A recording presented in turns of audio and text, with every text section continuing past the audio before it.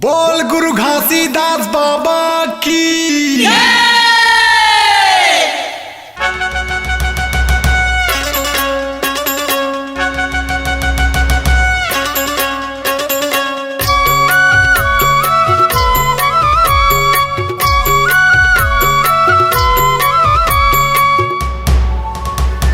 जब तक सूरज चांद रही, जब तक सूरज चांद रही, रही बाबा तोरे नाम।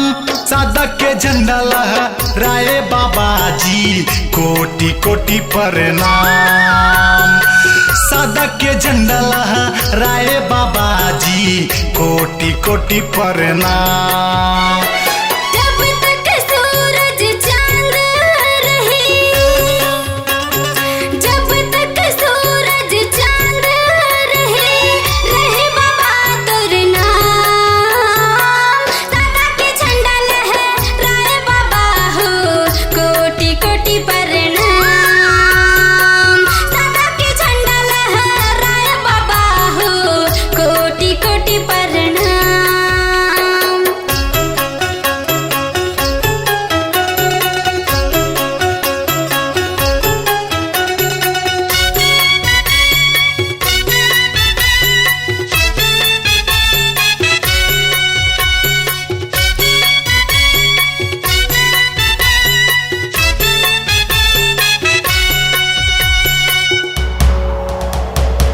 मनो मनौला एके ते माने, यही हवै तोर संदेश गा।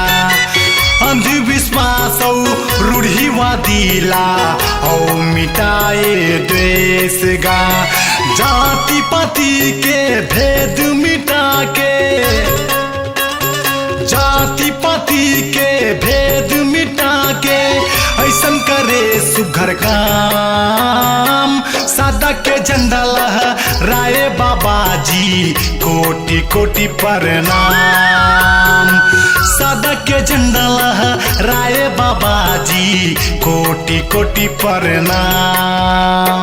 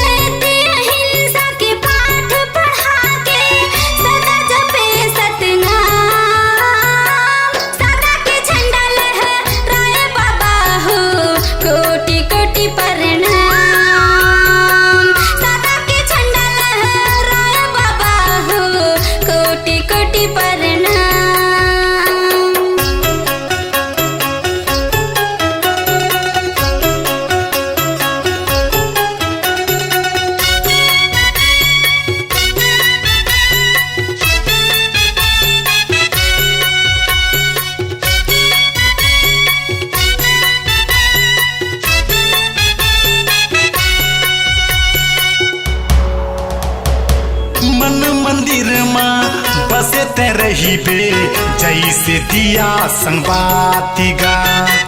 जोड़ा खंभा तोरे चमकत रही, जैसे हीरा और मोती गा। युगन युगन के बात बता के, युगन युगन के बात बता के, माला जपाए सत्यनाम। साधक के झंडा लहराए बाबा जी, कोटि कोटि प्रणाम। साधक के झंडा लहराए बाबा हो, कोटि कोटि प्रणाम।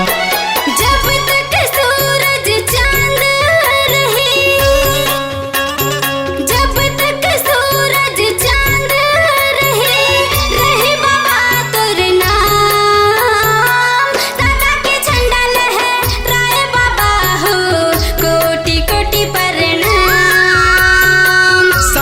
झंडा लहराए बाबा हो, कोटि कोटि प्रणाम। कोटि कोटि प्रणाम। कोटि कोटि प्रणाम।